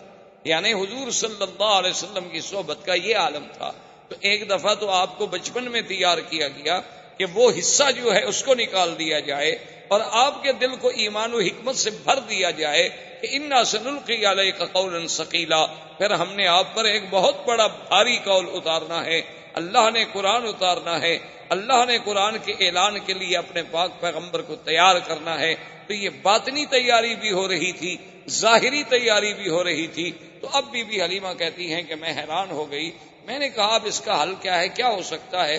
تو میں نے بڑی سوچ و بچار کے بعد، ایک ہمارے علاقے میں بہت بڑا کاہن تھا، بہت بڑا ماہر تھا، راہب تھا ان باتوں کا، تو میں اس کے پاس ان کو لے گئی اور میں اپنے خاوند کو بھی لے گئی۔ تو اس نے جب دیکھا تو اس نے کہا کہ نام کیا ہے؟ میں نے بتلایا کہ نام یہ ہے محمد صلی اللہ علیہ وسلم۔ کب پیدا ہوئے؟ 12 ربیع الاول کی رات میں۔ کہاں پیدا ہوئے؟ مکہ میں۔ کیا دیکھا؟ یہ دیکھا۔ کیا کیا آثار نظر؟ اس کے بعد اس نے کہا کہ حلیمہ بات یہ ہے کہ اس بچہ جو ہے یہ کوئی شان والا بچہ ہے، معلوم ہوتا ہے کہ شاید یہ امت کا نبی ہو، لہذا اس کو تم بڑی حفاظت سے رکھو، اس کے تو بڑے دشمن ہو۔ تو اب بھی حلیمہ کہتی ہیں کہ میں گھبرا گئی، حالانکہ میں 2 سال کی عمر میں ایک دفعہ والدہ کے پاس لے گئی تو پھر منتیں کر کے میں لے آئی تھی حضرت کو، کیونکہ والدہ کہتی تھی کہ اب 2 سال کی عمر ہوگی تو آپ چھوڑ دیں۔ میں نے کہا کہ نہیں، مکے میں بیماری پھیلی ہوئی ہے، کہیں حضور کو تکلیف نہ ہو جائے، کیونکہ میں چاہتی تھی کہ یہ برکت میرے گھر سے کہیں دور نہ ہو جائے، یہ رحمت میرے گھر سے کہیں نہ چلی جائے۔ تو اب میں اتنی گھبرا گئی کہ میں حضور صلی اللہ علیہ وسلم کو لے کے سیدھی بی بی آمنہ کے پاس آئی اور میں نے کہا بی بی اب آپ اپنے بچے کو سنبھالیں، میں اب بچے کی حفاظت نہیں کر سکتا۔ تو بی بی آمنہ نے فرمایا کہ حلیمہ کیا بات ہے، تم تو منتیں کر کے لے گئی، تو ابھی تو چند ماہ بھی نہیں گزرے تم پھر خود آ گئی ہو دینے کے لیے، کیا تمہیں خطرہ ہے؟ اس نے کہا کہ اب بی بی میں آپ کو کیا بتاؤں، کچھ حالات ایسے دیکھے گئے ہیں، کچھ باتیں ایسی حضور کے ساتھ ہوئی ہیں، اور آپ کا سونا اٹھنا بیٹھنا، پھر کہنا کہ 2 آدمیوں نے میرا سینہ مبارک کھولا ہے، یہ ایسی باتیں ہیں کہ میں ڈر گئی ہوں کہ کہیں میں اس امانت کو سنبھال نہ سکوں۔ تو بی بی آمنہ نے کہا اچھا تم کہیں اس طرح اس لیے تو نہیں ڈر رہی ہو کہ آپ پر کوئی جن کا اثر ہو گیا؟ تو انہوں نے کہا پتہ نہیں، ہو سکتا ہے کہ جن کا بھی اثر ہو۔ انہوں نے کہا کہ نہیں، میرے بچے پہ کبھی جن کا اثر نہیں ہو سکتا، کیونکہ جب یہ پیدا ہوئے تھے تو میں نے اسی وقت کہا تھا کہ انی اعوذک باللہ الواحد الاحد من شر حاسد اذا حسد۔ اب دیکھیں کہ بی بی آمنہ حضور کو اس وقت بھی اللہ کی پناہ میں دے رہی ہیں پیدا ہونے کے بعد، حالانکہ وہ تو ان گھرانوں میں پیدا ہوئی جہاں بت پرستی تھی، لیکن حضور صلی اللہ علیہ وسلم کی ولادت کا سلسلہ اور حضور کی برکات کے، انہوں نے کہا کہ ہاں میرے بچے پہ جن شن تو کوئی اثر نہیں کر سکتا، لیکن اگر تم گھبرا گئی ہو تو کوئی بات نہیں، چھوڑ۔ تو حضور صلی اللہ علیہ وسلم پھر اپنی ماں کے پاس آ گئے، اور اس کے بعد عبد المطلب ابھی زندہ تھے، اور کفالت جو تھی وہ عبد المطلب کی تھی، اور عبد المطلب مکے کے سردار، اور عبد المطلب کے لیے کعبۃ اللہ کے بالکل عین دروازے کے قریب بساط بچھائی جاتی تھی، یعنی آپ کے لیے جیسے آپ نے دیکھا نا عرب کا اب بھی رواج ہے کہ گھروں سے باہر مکانوں کے ایسے تھڑے بنے ہوتے ہیں، وہاں کپڑا بچھا دیں گے، سرانے رکھ دیں گے، پیچھے مجلس بنا کے بیٹھ جائیں، عرب کا اب بھی رواج۔ تو عبد المطلب کے لیے جو مجلس بنتی تھی وہ بالکل عین کعبۃ اللہ کی دیوار کے ساتھ اور کعبۃ اللہ کے دروازے کے قریب، وہاں آپ کے لیے مخملی کپڑے کے بچھائے جاتے، سرانے لگائے جاتے، گدے لگائے جاتے، کیونکہ سردار مکہ تو اس وقت عبد المطلب، سارے مکے پہ ان کی سرداری تھی، اور پھر سقایا اور خدمت حجاج، خدمت حجیج، یہ سارا نظام جو ہے عبد المطلب کے سپرد تھا، لہذا ان کا احترام جو ہے دو جانب سے تھا، ایک کعبۃ اللہ کی نسبت سے اور ایک مکے کی سردار ہونے کی نسبت۔ اور جب وہ مجلس بچھا دی جاتی تو کوئی بھی آدمی جب وہاں آتا تو اس کو یہ اجازت نہیں تھی کہ وہ حضور اس عبد المطلب کی اس بساط پہ، اس جگہ پہ بیٹھ جائے، حتیٰ کہ عبد المطلب کے باقی بیٹے جو ہیں وہ بھی کھڑے رہتے تھے، باپ کا انتظار کرتے تھے جب تک والد آئیں وہ آ کے وہاں بیٹھیں۔ لیکن خدا کی شان ہے کہ محمد مصطفیٰ صلی اللہ علیہ وسلم ابھی تو 3-4 سال کی عمر نہیں ہوئی تھی، آپ جب بھی تشریف لاتے تو آ کر فوراً اپنے عبد المطلب دادے کی مجلس پہ بیٹھ جائیں، اور بھائی اگر روکتے بھی تو آپ ان کی توجہ نہ۔ اور عبد المطلب کو جب کہا گیا تو انہوں نے کہا ان ابنی ھذا لشأن، اس میرے بیٹے کے اندر کوئی اللہ نے کوئی شان رکھی ہے ایسی، اس کو منع نہ کیا کرو، اگر یہ میری مجلس پہ بیٹھ جائے تو بیٹھ جائے، میں نیچے بیٹھ جاؤں گا، لیکن میں محمد کو نہیں اٹھا سکتا صلی اللہ علیہ وعلا آلہ واصحابہ وسلم۔ تو اب حضور صلی اللہ علیہ وسلم کو یعنی اس ضمن میں آپ کو یہ ایک جہاں وہاں یعنی بی بی حلیمہ کے پاس خالص غذا ملی، خالص لسان ملی، خالص لغت ملی، اور عبد المطلب کے پاس بیٹھ کے سرداری ملی، اور سرداروں کی باتیں، بڑے بڑے سرداروں کا عبد المطلب کے دربار میں آنا، بیٹھنا، باتیں کرنا، انداز کرنا، یہ ساری باتیں جو تھیں اس کی ایک تعلیم دی جا رہی تھی۔ عبد المطلب کے مجلس کوئی معمولی سی مجلس نہیں تھی، اس وقت مکے کا سب سے بڑا سردار۔ یہ سارا ایک اللہ کی طرف سے نظام۔ اور عبد المطلب کا عالم یہ تھا کہ سردار ہونے کے باوجود پیسہ نہیں ہوتا تھا، چونکہ جب پیسہ آتا تو سخاوت تھی، خرچ ہو جاتا، حاجیوں پہ خرچ ہو رہا ہے، زمزم میں شہد ملا کے پلایا جا رہا ہے، زمزم نہیں تو باہر سے پانی لا کے پلایا جا رہا ہے، سرید کھلائی جا رہی ہے، روٹی کھلائی جا رہی ہے، حاجیوں کی خدمت کی جا رہی ہے، تو اتنا پیسہ کہاں سے ملے گا سردار؟ تو بہرحال حضور صلی اللہ علیہ وسلم آپ کی کفالت میں بھی تربیت لیتے رہے، اور جب حضور صلی اللہ علیہ وسلم کی عمر مبارک زیادہ ہوئی، ایک دن آپ کی والدہ نے یہ ارادہ کیا کہ میں حضور کو لے کر آپ کے اخوال جو ہیں بنو نجار مدینہ منورہ میں ان کے پاس جاؤں، کم سے کم میں اپنے رشتہ داروں کو بھی تو ملاؤں، اور کم سے کم حضور صلی اللہ علیہ وسلم میرے بیٹے کی زیارت کر سکیں۔ حضور کو لے کے مدینہ منورہ تشریف لے گئیں، اور خدا کی شان ہے مدینہ منورہ کی گلیوں میں جہاں جہاں حضور صلی اللہ علیہ وسلم گزرتے تو لوگ حیران ہوتے، جو بھی دیکھتا حضور صلی اللہ علیہ وسلم کو حیران ہو جاتے۔ اسی سے شہرت اٹھی، اور شہرا میں کچھ یہودی لوگ آئے، کچھ راہب آئے، انہوں نے آ کے حضور صلی اللہ علیہ وسلم کو دیکھا تو انہوں نے لوگوں سے کہا کہ نبی ھذہ الامہ، یہ اس امت کا نبی پیدا ہو گیا ہے، اور ایسی باتیں کرنے لگے کہ بی بی آمنہ کو اندیشہ ہو گیا کہ کہیں یہ حضور کو نقصان نہ پہنچا دے، تو بی بی صاحبہ ان کو لے کر واپسی کا انہوں نے جلدی سے سفر اختیار کیا۔ ابھی راستے میں مقام ابوا پہ تھیں کہ بی بی آمنہ فوت ہو، والد پہلے فوت ہو چکے۔ بعض روایات تاریخ میں یہ بھی ہے کہ بی بی آمنہ کو یہاں جنت المعلی میں دفن کیا گیا،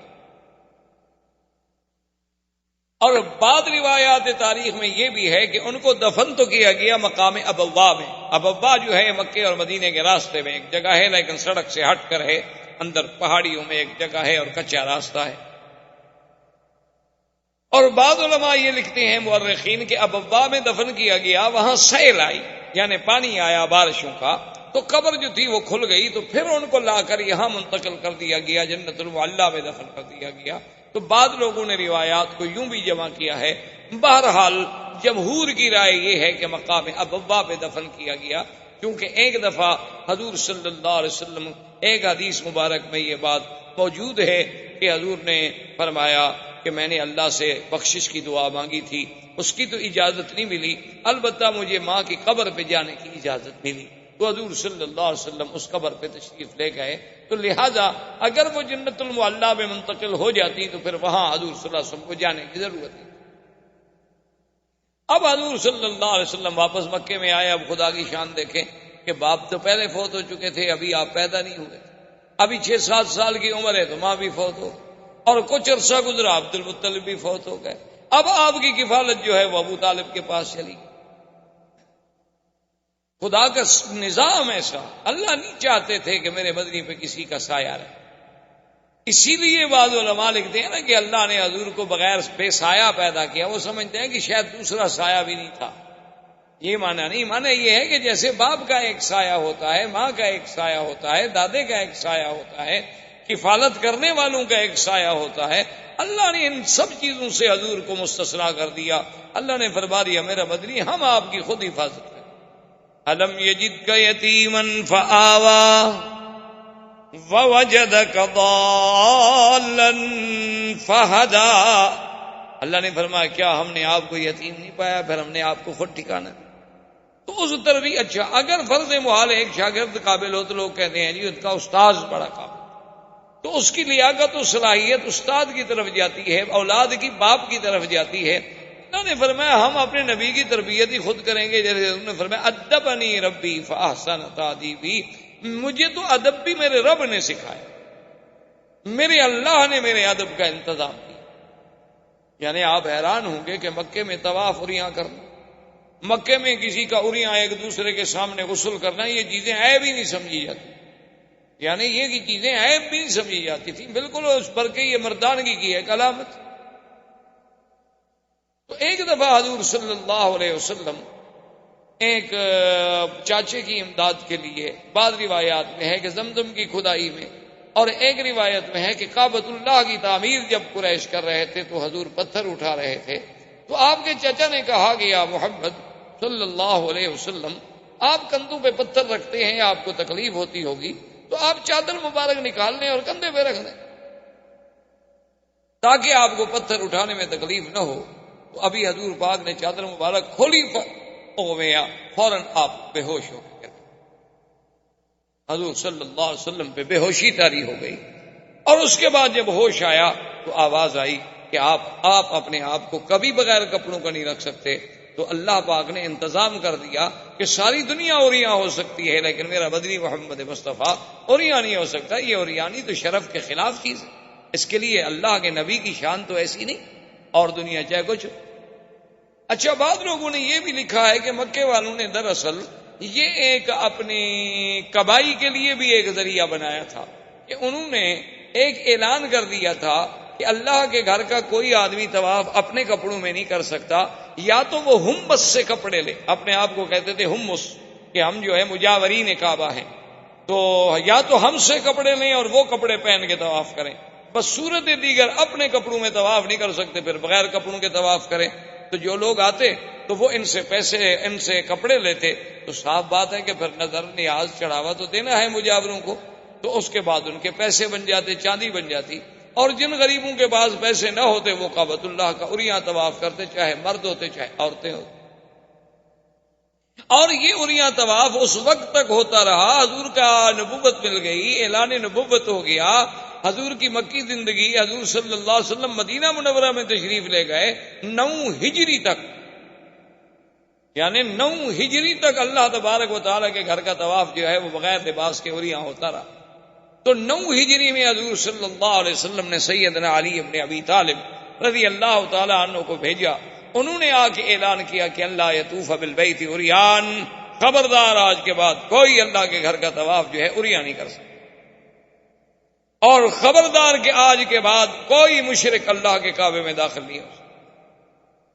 تو یہ اعلان جو ہے 9 ہجری کو جا کے، لیکن افسوس سے یہ کہنا پڑتا ہے کہ ہم لوگوں نے اس یعنی اللہ کے نبی کے اعلان کو کیسے بدل دیا کہ جیسے اللہ نے حکم دیا تھا نا بنو اسرائیل کو کہ یوم السبت جو ہے مچھلی کا شکار نہ کریں، تو انہوں نے کیا کیا کہ ندیاں نالے بنا کے حوض بنا دیے کہ پانی اور مچھلی تو حوض میں سبت کو آ جاتی آگے، اور پھٹا ڈال کے دروازہ بند کر دیتے، راستہ بند کر دیتے، پکڑ اتوار کو لیتے، کہتے جی ہم نے ہفتے کو تو شکار نہیں کیا، ہم نے تو اتوار کو پکڑا ہے۔ تو آج کل کے مسلمانوں نے بھی نعوذ باللہ ثم نعوذ باللہ اللہ کے نبی کے اس حکم کو ایسا بدلا کہ لباس تو پہن لیا لیکن وہ عریانی سے بھی زیادہ برا ہے۔ اتنا باریک لباس، اتنا باریک کپڑا، یعنی آپ حیران ہوں گے، اب یہ جس سے ہم یہ غترہ پہنتے ہیں، اس سے اگر عبایا اور پردہ بنایا جائے تو اسے آپ پردہ کہیں گے خدا کے لیے، اسے آپ برقع کہیں گے۔ یعنی یہ تو مزید اپنے حسن کو نکھارنے کا ذریعہ ہے کہ کسی کو اگر کالا رنگ سوٹ کرتا ہے وہ کالے رنگ کا برقع بنا لے گی، کسی کو سفید رنگ سوٹ کرتا ہے، سرخ رنگ سوٹ کرتا ہے، سبز رنگ سوٹ کرتا ہے، جو اس کا میچنگ کلر ہے اس کے مطابق وہ اپنے برقعے بنائے گی، اسی کے مطابق اپنی وہ چہرے پہ ڈالنے والی جھلیاں بنائیں گی، اور اسی طرح پھر آنکھوں کے سوراخ رکھے جائیں گے، پھر ناک کو ظاہر کیا جائے گا۔ یعنی حسن کو اجاگر کرنے کا بہانہ ہے، یہ پردہ نہیں ہے، اس کو کوئی پردہ نہیں کہہ سکتا۔ اسی کے بارے میں سرکار دو عالم نے فرمایا تھا کہ رب کاسیات عاریات، بہت ساری ایسی عورتیں ہوں گی میری امت میں، بظاہر تو وہ لباس پہنے ہوئے ہوں گی لیکن حقیقتاً وہ عریاں ہوں گی، اور اللہ تبارک و تعالیٰ کی ان پہ لعنت برس۔ اسی لیے علماء نے لکھا ہے کہ بعض اوقات ایک آدمی موٹا کپڑا پہنتا ہے، جیسے آپ نے دیکھا جین کے پینٹ پہنی جاتی ہے، لیکن اگر وہ موٹے کپڑے کا سلائی اتنی ٹائٹ ہے کہ ہر عضو نظر آ رہا ہے تو وہ بھی عریاں کے حکم میں، یعنی وہ بھی اسی حکم میں آئے گا کہ جیسے اس نے لباس پہنا ہوا نہ ہو، کہ ہر عضو، اس کے وجود کا ایک ایک حصہ، اس کی یعنی وجود کی سٹائل، اس کے سینہ، اس کے ابار، ہر چیز الگ الگ اگر نظر آ رہی ہے، کپڑا چاہے موٹا ہو تو وہ بھی عریاں کے حکم میں ہوگا کہ رب کاسیات عاریات، کہ بہت ساری عورتیں ایسی ہوں گی کہ جنہوں نے بظاہر تو لباس پہنے ہوئے ہوں گے، یا ایسی جرابیں پہن لینی جو اس کے رنگ سے ملتی ہوں، پتہ ہی نہ لگ سکے کہ اس کے بدن کا رنگ ہے یا ایک باریک سی جراب چڑھی ہوئی ہے اس کے اوپر۔ ایک ایسا برقع پہنا کہ برقعے سے اور قمیض کے اندر سے جو بنیان کا کلر ہے وہ بھی نظر آ رہا ہو، تو ایسے کپڑے کو آپ کیا کہہ سکتے ہیں کہ یہ کپڑا ساتر ہے؟ یہ کپڑا اس لیے پہنا گیا ہے کہ عورت کا بدن چھپا رہے اور اس پر کسی غیر کی نظر نہ پڑے، یا یہ ایک فیشن ہے کہ مردوں نے اپنا ایک عبایا ڈال لیا، عورت نے ایک سیاہ گاؤن ڈال لیا، بس ختم ہو گئی بات۔ اچھا، بال تو نعوذ باللہ یہ عالم ہے کہ اوپر سے باقاعدہ برقع ہے اور اندر جو ہے منی اسکرٹ، بعض کا اوپر سے برقع ہے اور اندر جو ہے وہی جین پہنے ہوئی ہے مردانہ۔ انا للہ و انا الیہ راجعون۔ تو بہرحال یہ عریانی کا دور چلتا تھا، لیکن اللہ نے حضور پاک صلی اللہ علیہ وسلم کے لیے یہ گوارا نہ کیا، کیونکہ حضور کو ادب سکھانے والے تو اللہ کی ذات تھی۔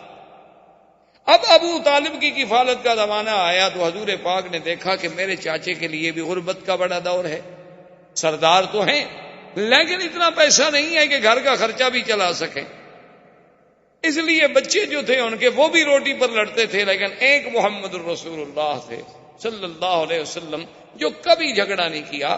اور پھر تاریخ آتی ہے کہ تاریخ میں یہ بات موجود ہے کہ ابی طالب کہتے ہیں کہ جب وہ اپنا سفرے پر، جب مائدہ پر، جب دسترخوان پر میرا پیارا بیٹا محمد تشریف لے آتے تو اس تھوڑی سی روٹی میں اتنی برکت ہو جاتی کہ ہم سب پیٹ بھر کے کھا لیتے، اور جس دن حضور نہ آتے تو کسی کو پوری بھی نہ ہوتی۔ تو ابو طالب نے یہ اہتمام کر دیا، اس نے کہا کہ بھئی ایسا کرو کہ حضور کے بغیر تو روٹی کھانی جب تک کہ محمد رسول اللہ تشریف نہ لے۔ تو اب حضور صلی اللہ علیہ وسلم نے چاچا سے کہا کہ میں آپ کی مدد کرنا چاہتا ہوں اور آپ مجھے اجازت دیں کہ میں بھی کوئی کام کروں۔ تو انہوں نے کہا کہ بیٹا آپ کام نہ کریں۔ حضور نے فرمایا کہ نہیں، میں یہ برداشت نہیں کر سکتا کہ آپ کے بڑھاپے کا زمانہ ہے، اخراجات بہت زیادہ ہیں، اور اللہ نے مجھے الحمدللہ جوان بنایا ہے، تو میں کیوں نہ کام کروں۔ تو حضور نے بکریاں چرانی شروع۔ علی قرارید، کچھ پیسے مقرر ہو گئے، حضور بھی بکریاں لے کے تشریف لے جاتے باہر، ان کو چراتے، مزدوری کرتے۔ دراصل یہ بکریاں چرانا جو ہے یہ بھی اللہ کی طرف سے تربیت کا ایک حصہ تھا، اور ہر نبی نے بکریاں چرائی، یعنی یہ صفت صرف ہمارے آقا کی نہیں تھی، بلکہ اللہ کے جتنے انبیاء گزرے ہیں سب نے بکریاں چرائی۔ علماء نے لکھا اس میں حکمت تھی کہ تمام جانوروں میں سب سے زیادہ شرارتی جانور جو ہے بکری ہے۔ ایک منٹ میں پہاڑ پہ چڑھ جائے گی، ادھر بھاگ جائے گی، ادھر بھاگ جائے گی، ادھر بھاگ جائے گی، تو چرانے والے کے لیے ایک بہت بڑا امتحان ہوتا ہے۔ وہ لا رہا ہے، اچھا باقی جانور جو ہے ایک دفعہ آپ ہانک دیں گے بس چل پڑیں گے، لیکن یہ ادھر بھاگ رہی ہے، ادھر بھاگ رہی ہے۔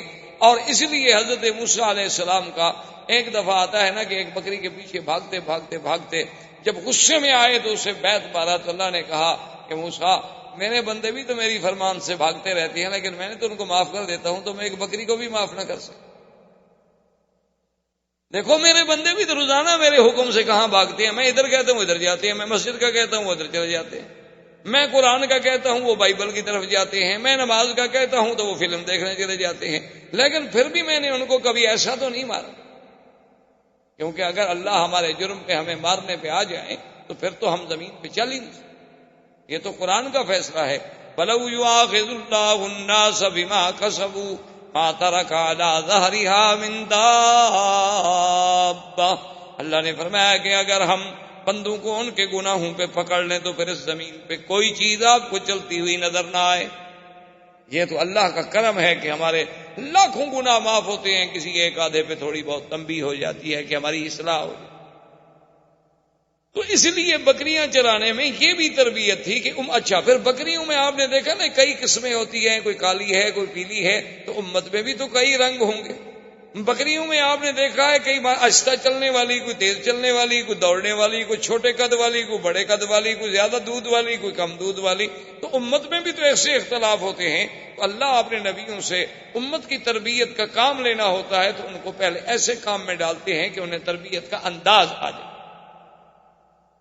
تو ایک دن حضور پاک صلی اللہ علیہ وسلم نے چونکہ کبھی گانا نہیں سنا، حضور صلی اللہ علیہ وسلم نے کبھی موسیقی نہیں سنی، حضور صلی اللہ علیہ وسلم نے کبھی جھوٹے قصے نہیں سنے، تو کبھی شادیوں پہ نہیں گئے۔ ایک دن قریش کی بڑی شادی تھی، تو حضور نے اپنے ساتھی سے جو بکریاں چرانے میں شریک تھا اس سے کہا کہ بھائی اگر تم کل میری بکریاں سنبھال لو تو میں چاہتا ہوں کہ میں کم از کم یہ تو دیکھوں کہ مکے والوں کی شادی کا کیا طریقہ ہے، شادی پہ کیا ہوتا ہے، کیسے خوشیاں منائی جاتی ہیں، کیسے قصاص آتے ہیں، کیسے وہ قصے کرنے والے لوگ آتے ہیں، تو کم سے کم میں بھی کوئی شرکت کر سکوں۔ اس نے کہا ٹھیک ہے کل آپ کی بکریاں میں چرا لوں گا، کیونکہ رات کو تو جاگنا ہوتا ہے نا، رات جاگیں گے تو صبح تو سو جائیں گے، لازمی بات ہے۔ حضور فرماتے ہیں کہ میں آیا تو ابھی مجلس تیار ہو رہی تھی، ابھی کوئی قصہ وصہ کوئی کہانی شروع نہیں ہوئی تھی، فغلبنی النوم، حضور فرماتے ہیں مجھے اتنی نیند نے غلبہ کیا کہ میں سو گیا، فما افقت الا بعد حر الشمس، جب صبح سورج نکلا اور اس کی دھوپ آئی تو میں نیند سے اٹھا۔ اللہ نہیں چاہتے تھے کہ میرا بدنی جھوٹے قصے سنے، اللہ نے نیند سے، کیونکہ اللہ جب ادب سکھانے والے ہوں، اللہ جب تربیت دینے والے ہوں تو پھر تربیت میں کیسے نقص آ سکتا۔ حضور پاک نے پھر دوسری رات پھر انتظام کیا کہ بھئی پچھلی رات تو اتفاق ہے شاید نیند آ گئی، آج رات تو میں بالکل نہیں سوؤں گا، آج تو بالکل، آج حضور تیار ہو کے آئے، لیکن کہتے ہیں فغلبنی النوم، خدا کی شان ہے کہ نیند نے مجھے زبردست دبوچ لیا اور میں سو گیا، اور سب کچھ ہوتا رہا، گانے ہوتے رہے، آوازیں ہوتی رہیں، باجے بجتے رہے، لیکن ایسی نیند اللہ نے غالب کر دی کہ نیند اس وقت کھلی، مجلس اجڑ گئی، لوگ بھاگ گئے، سورج نکل آیا، حضور صلی اللہ علیہ وسلم دھوپ سے اٹھے، دیکھا تو کچھ نہیں، تو واپس آئے تو اس بھائی نے پوچھا کہ ماذا رأیت تھا، آپ نے کیا دیکھا؟ انہوں نے کہا میں تو کچھ نہیں دیکھا، مجھے تو دونوں راتوں نیند آ گئی۔ اصل میں اشارہ اس طرف تھا کہ محمد عربی صلی اللہ علیہ وسلم جس چیز کو تیرے دین میں ہم نے حرام کرنا ہے اس کو تیرے قانون میں ہم کیسے جائیں؟ اللہ تبارک و تعالی اپنے نبی کی تربیت کا ابتدا سے ہی انتظام کر۔ ابو طالب نے اب ارادہ کیا کہ میں تجارت کا سفر کروں، چونکہ مکے والوں کے سفر ہوتے تھے تجارت۔ صلی اللہ علیہ وسلم کو جب پتہ چلا تو آتا ہے فأخذ بثوب امہ، حضور نے آ کر بھی اپنے چاچا کا کپڑا پکڑ لیا، جیسے کہتے ہیں نا جیسے بچہ ضد کرے تو ماں باپ کے قمیص کو پکڑ لیتا ہے کہ میں نہیں چھوڑوں گا جی، بس میں نہیں چھوڑوں گا، کیونکہ اس بیچارے کو کہاں جگہ ملے پناہ کی۔ تو حضور صلی اللہ علیہ وسلم اخذ بثوب امہ، اپنے چاچے کے کپڑے کو پکڑ لیا، کہنے لگے کہ مجھے بھی آپ ساتھ لے جائیں۔ انہوں نے کہا اب سفر ہے، شام تک جانا ہے، اتنا طویل سفر ہے اونٹوں کا، میں تو آپ کی وجہ سے آپ کو نہیں لے جا رہا کہ آپ کو تکلیف ہوگی۔ انہوں نے کہا میں نہیں چاہتا کہ آپ اکیلے جائیں، میں ضرور جاؤں۔ فرضی ابو طالب بھی راضی ہو گئے، کہا چلے۔ جب ابو طالب آپ کو قافلے میں لے کے چلے، اور قافلہ تو خوب شام یعنی شام کے قریب پہنچا، جہاں سے شام کی ابتدا شروع ہو جاتی ہے، یعنی نشانیاں، علامات، امارات شروع ہو جاتی ہیں، تو وہاں ایک دیر تھا، دیر کہتے ہیں سومیا، جسے آپ کہہ لیں مندر یا عیسائیوں کا گرجا، یہ سبا میں ہوتے ہیں، آپ نے دیکھے ہیں ہر ملک میں، اب تو ہر جگہ ہے۔ عیسائیوں کے مثلاً ہندوؤں کے مندر کہلاتے ہیں، عیسائیوں کے کلیسا یا گرجا کہلاتے ہیں۔ اللہ کی شان ہے، ویسے اردو میں نام اس کا بڑا عجیب ہے، گرجا، یعنی آپ اس کو ذرا آرام سے پڑھیں نا، گرجا۔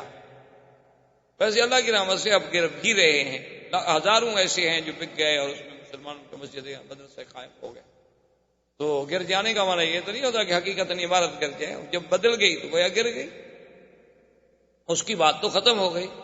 تو بہرحال یہ ایک یعنی لطیفہ ہے کہ بعض آدمیوں کا نام ایسے ہوتا ہے نا جی، جیسے وہ ہمارے خواجہ صاحب تھے نا، وہ فوت ہو گئے، خواجہ محمد تو زندہ ہیں، اللہ کرے زندہ ہوں، جماعت اسلامی کے خواجہ طفیل بہت پرانے ان کے لیڈر ہیں۔ تو وہ ہمارے ایک ساتھی تھے، تو وہ جب ان کی بات ہوتی نا تو الیکشن میں ان کا مقابلہ، آپس میں ایک دوسرے کے مقابلے میں کھڑے ہوتے، تو وہ کہتے نا کہ خواجہ تو فیل، یعنی طفیل جلدی سے کہیں تو پھر تو طفیل بنے گا، اگر ایسا کہیں تو فیل، تمہارے تو نام میں فیل ہے، تم نے کیا جیتنا ہے، تو فیل۔ تو اس لیے بعض چیزیں ایسی ہوتی ہیں کہ جن کی ادائیگی میں حروف سے ترجمے بگڑ جاتے ہیں اور معنی بدل جاتے ہیں۔ بہر صورت تو وہ جناب جب دیر میں پہنچے تو وہاں ایک راہب تھا، اور وہ کبھی اس دیر سے، اس سومیا سے، اس کلیسا سے باہر نہیں۔ اب یہ پہلی دفعہ تھی ابو طالب کے دور میں، جب یہ سفر پہ گئے تو ان کی زندگی میں یہ پہلا واقعہ تھا، یعنی اس سے پہلے کبھی ایسا نہیں ہوا کہ وہ راہب جو ہے وہ باہر نکلا ہو، لیکن وہ راہب باہر بھی آیا، اور آنے کے بعد اس نے یہ بھی کیا کہ اعلان کیا کہ بھئی تمام مکے کا جو قافلہ ہے ان سب کو میری طرف سے دعوت۔ ابو طالب حیران کہ یہ تو راہب کبھی باہر نہیں آیا اور آج ہمیں دعوتیں ہو رہی ہیں، بات کیا ہے؟ اور راہب نے اپنے سب چھوٹے چھوٹے جو اس کے تھے نا نیچے کام کرنے والے چھوٹے راہب، تو ان کو کہا کہ بھئی اعلیٰ سے اعلیٰ کھانے کا انتظام کرو، اور اتنا کھانے کا انتظام کرو کہ پورے قافلے کو کھلاؤ، اور ہر آنے جانے والے کو، گزرنے والے کو، بستی والوں کو، سب کو کھلاؤ، اور کسی چیز کی کمی نہیں ہونی چاہیے، اور خود کھڑے ہو کے نگرانی کرو۔ کھانے کا انتظام ہو گیا بڑی لمبی تفصیل میں۔ اب جناب جب کھانے کا وقت آ گیا تو راہب ایک کو غور سے دیکھ رہا ہے، اور اس کے بعد اس نے پوچھا ابو طالب سے کہ حل ترکتم احدن، کسی کو چھوڑ کے آئے ہو، کوئی بندہ رہ تو نہیں گیا؟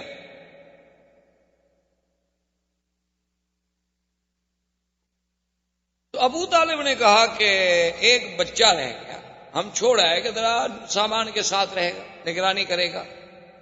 اس نے کہا عجیب بات، بھائی میں نے سب کو دعوت دی تھی، بچے کو چھوڑ آنے کا کیا مطلب؟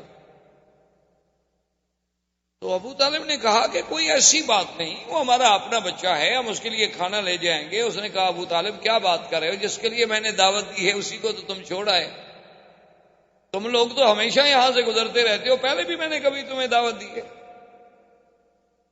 اب جب حضور صلی اللہ علیہ وسلم کو بلایا گیا تو اب وہ غور سے دیکھ رہا ہے کہ یہ کیسا بچہ ہے کہ جو آتا ہے تو بادل اوپر چل رہا ہے، آپ پر دھوپ نہیں پڑتی۔ جب آپ قریب آ گئے، بیٹھ گئے، ابو طالب سے پوچھا کہ من ھذا، یہ کون ہے؟ انہوں نے کہا میرا بیٹا ہے۔ تو اس نے کہا کہ نہیں، تم جھوٹ بول، یہ تمہارا بیٹا نہیں۔ اس نے کہا میرا بیٹا ہے۔ اس نے کہا واللہ غضب تھا، اس نے کہا میں قسم کھاتا ہوں جھوٹ بول رہے، تمہارا بیٹا نہیں ہے، اس کا باپ اس وقت زندہ نہیں ہو سکتا۔ اس نے کہا بات یہ ہے کہ انہو ابن اخی، میرے بھائی کا جو بیٹا ہے تو وہ میرا ہی بیٹا ہوا۔ اس نے کہا نہیں، میں سیدھی بات کروں کہ اس کا باپ مر گیا؟ اس نے کہا ہاں اس کا باپ مر گیا۔ اس نے کہا ہاں پھر ٹھیک۔ اب اس نے حضور صلی اللہ علیہ وسلم سے کہا کہ آپ کا اسم گرامی، آپ نے فرمایا میرا نام محمد ہے. فرمایا اقسمک باللات والعزیٰ، میں تمہیں لات و عزیٰ کی قسم دیتا ہوں. حالانکہ وہ نصرانی تھے، وہ نہیں لات عزیٰ کو مانتے، لیکن مکے والے چونکہ مانتے تھے نا لات و عزیٰ کو، اس لیے قاعدہ ہوتا ہے نا کہ جو آدمی جس کو مانتا ہو آدمی کہتا ہے یار چلو تمہیں اس کی قسم. تو اس نے کہا اقسمک باللات والعزیٰ، میں تمہیں لات و عزیٰ کی قسم دیتا ہوں کہ جو میں تم سے پوچھوں سچ بتاؤ. حضور نے فرمایا لا تقسمنی باللات والعزیٰ، خبردار مجھے پھر نہ کہنا لات و عزیٰ کی قسم. انی ابغضہم اشد البغض، ساری دنیا میں مجھے سب سے زیادہ بغض اگر ہے تو ان بتوں سے. اب ابو طالب بھی حیران ہے اور راہب بھی حیران ہے کہ اتنے جوش سے، اور ابھی تو حضور صلی اللہ علیہ وسلم کی ابتدائی عمر مبارک.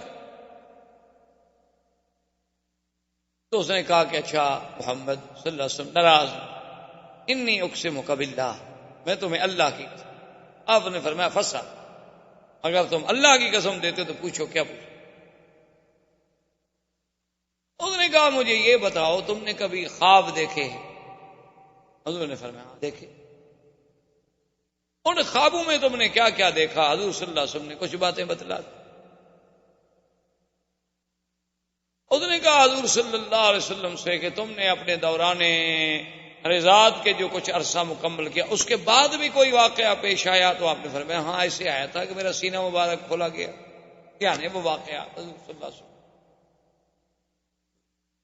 تو اس نے کہا کہ یا محمد ہے تو بڑی گستاخی،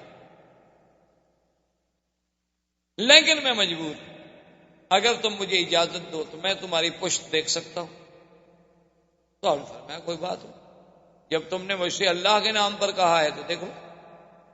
جب آیا تو اس نے دیکھا کہ بین کتفیہ، دو کندھوں کے درمیان میں ایک جگہ جو تھا نا جی ایسے وہ گوشت کا حصہ مبارک تھا جیسے ایک مہر مبارک ہو اس کا، اور اس کے اوپر بھی بال، اس ٹکڑے پر، اس گوشت کے اس ٹکڑے پر بھی بال مبارک تھے.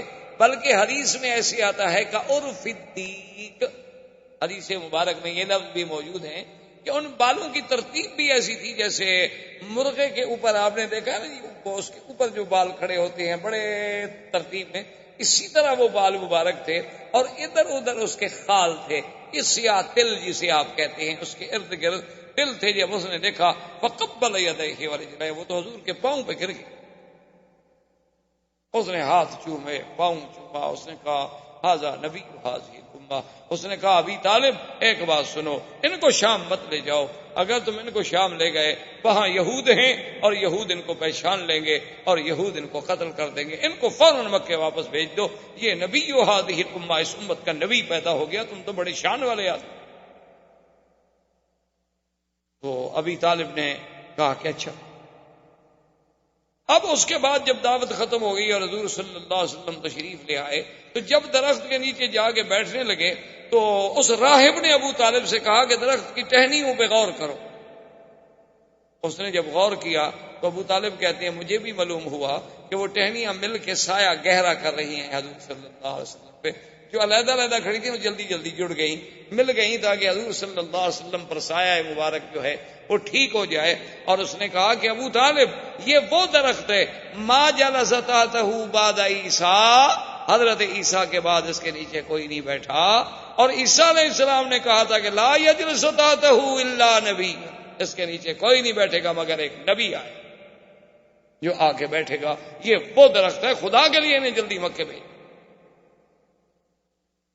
ابو طالب راضی ہو گئے، انہوں نے حضور صلی اللہ علیہ وسلم کو جلدی سے مکے میں، لیکن اپنا سفر جو ہے وہ برقرار رکھا کہ بھی آخر میں اتنا سفر کر کے آ چکا ہوں، شام کے قریب پہنچ چکا ہوں اور اتنی اسباب ہم لے کے آئے ہیں تو ان کو بغیر بیچے ہوئے بغیر کچھ کیے ہوئے ہم کیسے چھوڑ کے چلے جائیں.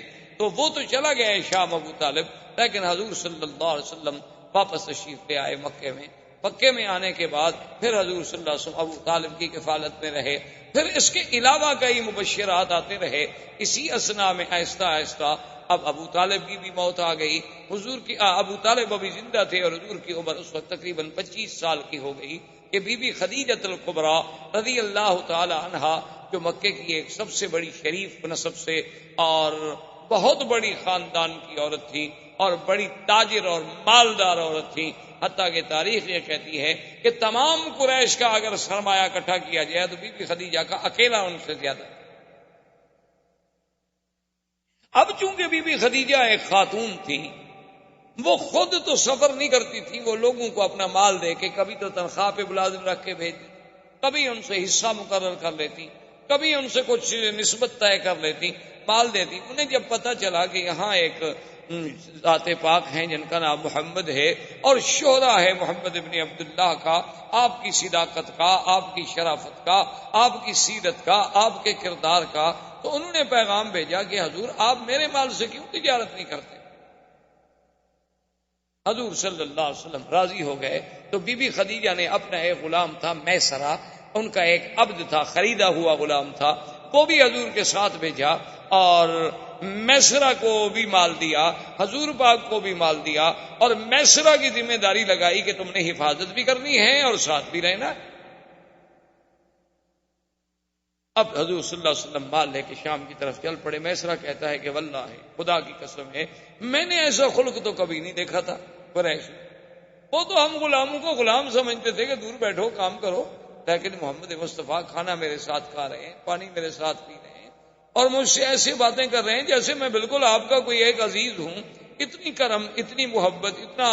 اور پھر حضور شام آئے، مال بیچا، پھر مال بیچنے کے بعد میسرہ سے کہا کہ بھی پیسے لے کے جو ہم واپس جائیں کیوں جائیں، یہاں سے مال خرید لو، وہ مکے میں بیچ دیں گے۔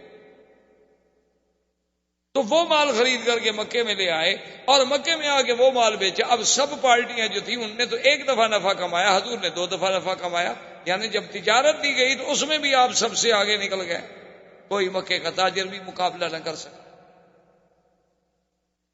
بی بی خدیجہ کو جب پتہ چلا کہ ایک آدمی نے کبھی تجارت نہیں کی اور وہ اتنی جلدی کیسے اس مقام پہ پہنچ گیا کہ سب تجارت کے تجربہ کار جو تھے وہ پیچھے رہ گئے، اس نے میسرہ کو بلایا، اس نے کہا میسرہ یہ کیسے؟ اس نے کہا بی بی کیا پوچھتی ہیں، یہ تو کوئی شان والا آدمی ہے، راستے میں ہم گئے تو راہب نے یہ کہا، میں نے تو ان کو کبھی نہیں دیکھا کہ دھوپ میں جائیں اور اوپر بادل سایہ نہ کرے، میں نے تو کبھی نہیں دیکھا کہ اگر 20 آدمی بیٹھے ہیں، حضور ایسی جگہ بیٹھے ہیں جہاں درخت کا سایہ نہیں، سایہ اسی طرف چلا جاتا ہے جس طرف یہ بیٹھے ہوں، میں نے تو یہ دیکھا اور میں نے یہ دیکھا اور میں نے یہ دیکھا۔ بی بی خدیجہ تو حیران ہو۔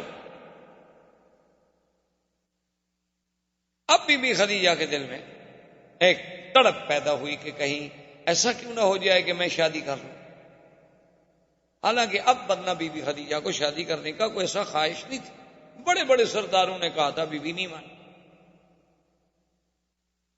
لیکن اب ان کے دل میں ایک تمنا پیدا ہو۔ اسی لیے علماء نے لکھا ہے کہ مرد تو بڑے دانا اللہ پیدا کرتے ہیں، بہت دانا پیدا ہوتے ہیں اور ہوتے رہیں گے انشاءاللہ، لیکن عورتوں میں بہت قلیل دانا پیدا ہوئے۔ انہوں نے کہا ایک ان میں خدیجہ تھی اور جس نے حضور صلی اللہ علیہ وسلم کو پہچان لی، اور ایک ان میں بی بی تھی حضرت شعیب کی بیٹی کہ جس نے موسیٰ علیہ السلام کو دیکھ کے پہچان لی۔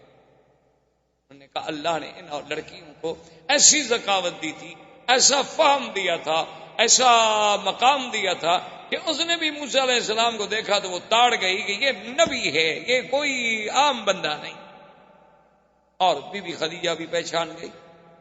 تو ایسے تاریخ میں لوگ جو ہیں بہت کم پیدا ہوئے، جیسے بی بی آسیہ تھی، جیسے بی بی مریم تھی، جیسے اخت موسیٰ علیہ السلام تھی۔ تو یہ اس قسم کی ذہین عورتیں بھی تاریخ میں بہت کم پیدا ہوئی، ان میں ایک سیدہ خدیجہ رضی اللہ تعالی عنہ۔ تو بی بی خدیجہ رضی اللہ تعالی عنہ نے ایک عورت تھی، اس کا نام تھا نفیسہ، اس کو بھیجا کہ بھائی تم جا کر ایسے حالات پیدا کرو کہ اللہ کے نبی محمد مصطفیٰ میرے ساتھ شادی کر لیں۔ جیسے لوگ ہوتے ہیں نا جی، عورتیں جاتی ہیں شادی کرانے کے لیے، پیغام لے کے جاتی ہیں، وہ نفیسہ اس قسم کی عورتوں میں سے تھی۔ تو وہ آئی حضور صلی اللہ علیہ وسلم کی خدمت میں اور آ کر اس نے عرض کیا کہ یا محمد هل ترغب فی الزواج، کیا تم شادی کرنا نہیں چاہتے؟ جوان آدمی ہو ماشاءاللہ، اتنا اللہ نے تمہیں صحت دی ہے، قوت دی ہے، شادی کیوں نہیں کرتے آپ؟ آپ نے فرمایا کہ نفیسہ شادی تو میں کرنا چاہتا ہوں، لیکن سوال یہ ہے کہ کس چیز سے شادی کروں؟ میرے پاس تو کوئی پیسہ نہیں، دولت نہیں، اور بغیر دولت کے پیسے کی شادی کیسے ہو؟ شادی کے لیے تو آخر پیسہ چاہیے، خرچ چاہیے، گھر چاہیے، میرے پاس تو کچھ نہیں۔ میں تو خود ابو طالب کی کفالت میں ہوں، چاچے کی کفالت میں ہوں، اور اگر میں کچھ کماتا ہوں تو اپنے چاچے کی مدد کر دیتا ہوں۔ اس نے کہا کہ حل ترغب فی المال والجمال والنسب، انہوں نے کہا کہ محمد مصطفیٰ صلی اللہ علیہ وسلم، کیا آپ چاہتے ہیں کہ میں ایک ایسی عورت جس میں جمال بھی ہو، مال بھی ہو اور نسب بھی، تینوں چیزیں جمع ہوں؟ کیونکہ بعض عورتیں جو ہیں جمال تو بڑا ہوتا ہے، خوبصورتی بڑی ہے، لیکن خاندان اچھا نہیں۔ بعض ایسی لڑکیاں ہوتی ہیں کہ خاندان بہت اچھا ہے لیکن بیچاری خوبصورت نہیں۔ بعض ایسی ہوتی ہیں کہ مال ہی کوئی نہیں، خوبصورت بھی ہے، خاندان بھی اچھا ہے، لیکن کوئی مال نہیں، کوئی آدمی شادی کرنا نہیں چاہتا۔ انہوں نے کہا کہ جب تینوں صفتیں جمع ہو جائیں تو حل ترغب، تو آپ نے فرمایا کہ ہاں، پھر کس کی رغبت نہیں ہوگی؟ میری بھی رغبت ہے اگر کوئی ایسی عورت ہو۔ کون؟ من آدھی، کون ایسی عورت ہے جس میں یہ تینوں صفتیں ہیں؟ اس نے کہا محمد رسول اللہ، میں آپ سے چھپانا نہیں چاہتی، یہ خدیجہ، وہ خدیجہ۔ میں کہا کیا کہتی ہے نفیسہ؟ اینا خدیجہ، خدیجہ کہاں ہم سے شادی کرے؟ اس کو تو بڑے بڑے صنادید نے، بڑے بڑے روسائے قریش نے شادی کے پیغام بھیجے ہیں، اس نے سب کا رد کر دیا ہے۔ تو اب وہ ایک یتیم سے، میرا باپ فوت ہو گئے، میری ماں فوت ہو گئی، میرا دادا فوت ہو گیا، میں خود ابھی طالب کی کفالت میں ہوں، تو خدیجہ میرے ساتھ شادی کیسے کرے گی؟ تو اس نے کہا کہ حضور، اگر آپ اس بات کو اپنی ذات تک محدود رکھیں تو مجھے تو خود خدیجہ نے ہی بھیجا ہے۔ تو آپ نے فرمایا کہ اچھا، پھر میں راضی ہوں۔ تو جب نفیسہ نے آگے خدیجہ کو پیغام دیا نا حضور کی رضا کا، تو بی بی خدیجہ کہتی ہیں میرے لیے اس سے بڑا خوشی کا دن کوئی نہیں تھا، کیونکہ پہلے میں حالات تو سن چکی اور میں ساری علامات سے کسی نتیجے پر تو پہنچ چکی تھی کہ یہ کوئی نرالی شان والا بیٹا بچہ ہے، جوان ہے۔ تو بی بی خدیجہ راضی ہوئیں۔ حضور صلی اللہ علیہ وسلم ابو طالب اپنے چچا اور سیدنا حمزہ رضی اللہ تعالی عنہ کو لے کر تشریف لے آئے بی بی خدیجہ کے پاس۔ تو بی بی خدیجہ نے ورقہ ابن نوفل، عمرو ابن اسد ابن عزہ جو اس کے قریبی رشتہ دار تھے ان کو بلایا، تو حضور صلی اللہ علیہ وسلم کا نکاح ہوا اور خطبہ پڑھا ابی طالب۔ خطبہ نکاح جو ہے وہ ابو طالب نے پڑھا، اور اس کے بعد جو دوسرا خطبہ ہے پھر وہ ورقہ ابن نوفل نے پڑھا تعریف کے لیے، یعنی خطبہ نکاح تو پڑھ لیا ابو طالب نے، گواہ موجود تھے، لیکن ورقہ ابن نوفل نے پھر تعریف محمد رسول اللہ صلی اللہ علیہ وعلا آلہ واصحابہ وسلم تسلیما کثیرا کثیرا کی شان میں خطبہ پڑھا کہ یہ بچہ جو ہے، یہ نوجوان جو ہے، اس کی کوئی نرالی شان ہے، اس میں ہم نے یہ وصف دیکھی، یہ وصف دیکھی۔ اور اس نے کہا خدیجہ، میری رائے میں، میری تحقیق میں اس وقت دنیا کی سب سے زیادہ خوش قسمت اگر کوئی خاتون ہے تو تم ہو، کہ آج تمہاری قسمت میں محمد رسول اللہ ہے صلی اللہ علیہ وسلم۔ اس وقت حضور کی عمر مبارک 25 سال تھی اور بی بی خدیجہ کی عمر 40، اور آپ سے پہلے وہ 2 شوہروں سے شادی کر چکے۔ اللہ کی شان ہے کہ حضور صلی اللہ علیہ وسلم کو جو اللہ نے اولاد دی ہے، تقریباً ما سوائے ایک بچے کے سب جو ہیں وہ بی بی خدیجہ سے۔ حضور صلی اللہ علیہ وسلم کے بیٹے جو بی بی خدیجہ سے پیدا ہوئے عبداللہ، پہلا بچہ جو پیدا ہوا اس کا نام تھا القاسم، دوسرا بیٹا جو پیدا ہوا اس کا نام تھا عبداللہ۔ بعض لوگوں کو بڑی غلطی لگتی ہے، وہ کہتے ہیں حضور کے بیٹوں کا نام شاید طیب بھی تھا اور طاہر بھی تھا، یہ طیب طاہر آپ کے بیٹوں کا نام نہیں تھا۔ احباب کرام، اس کے بعد اب آپ اس مبارک سلسلے کی CD نمبر 4 سماعت فرمائیں۔